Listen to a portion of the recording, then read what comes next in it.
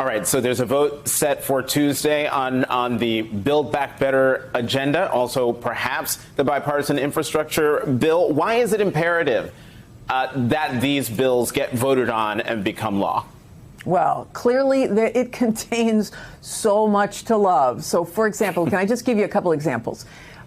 If you are a parent and you have your child in daycare, you, on average, across the country, you might pay $9,000 a year. I'm speaking to you from Washington, D.C. It's more like $20,000 a year. This makes sure that parents finally have help with childcare, that nobody pays more than 7% of their income on childcare, like all the other advanced nations. If you have a child in preschool, on average, you're paying about $9,000 a year. This will make preschool universal for 3- and 4-year-olds. You want to talk about saving money for the middle class and the working class? This is a huge benefit, not to mention the child tax credit that will be continued for another year. So you've got a list there of all of the great things that are part of this. Right. I mean, I want to say that in my remit, in my area of responsibility in climate change, I mean, Jonathan, it is such a major investment in our nation deciding we are going to build the products and the energy that will lead us to make sure that we can address climate change and that we can put people to work. So I'm totally excited about this package. It's going to be both pieces, almost $3 trillion worth of investment in our nation and our people.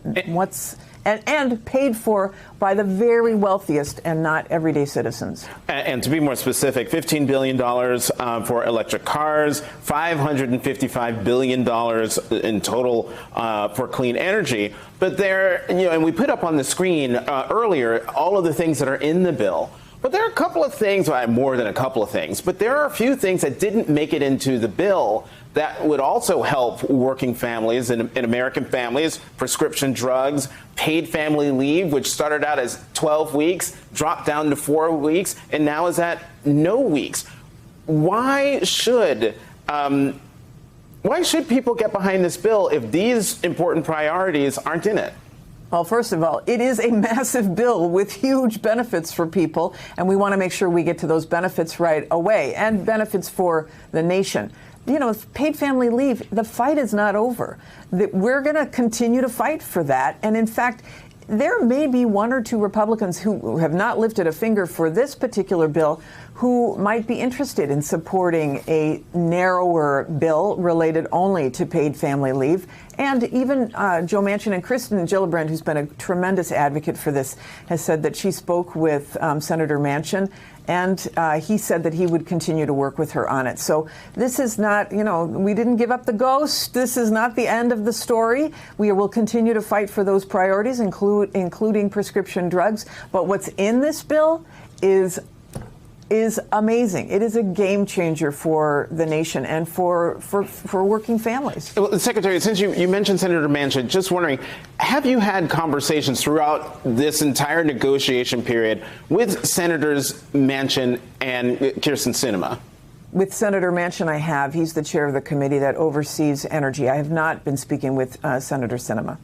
The news coming out of the G20 in Rome is that the president made comments about the talks with Iran being possibly restarted, that the United States and Iran could be coming back to the negotiating table on the, since junked Iran nuclear deal. Do you know anything more about that? Is this going to happen?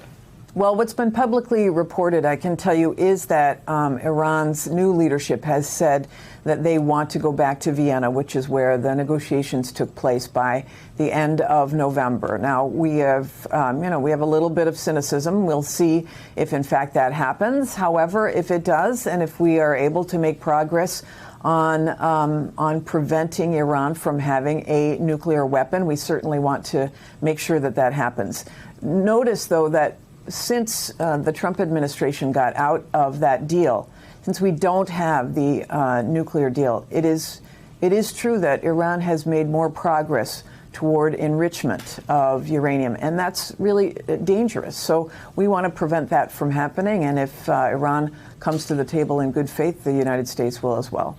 Last question for you, Secretary. You know, we have the NBC News poll out this morning showing the president's job approval rating is down to 42%, 7 percentage points lower than it was in August. How damaging will it be to the administration if Build Back Better and the bipartisan infrastructure bill never make a vote? Because this is Washington, so that could possibly happen. I'm not even going to buy the hypothetical. We've got unanimous support in the House from both progressives and moderates in favor of the bipartisan of the framework.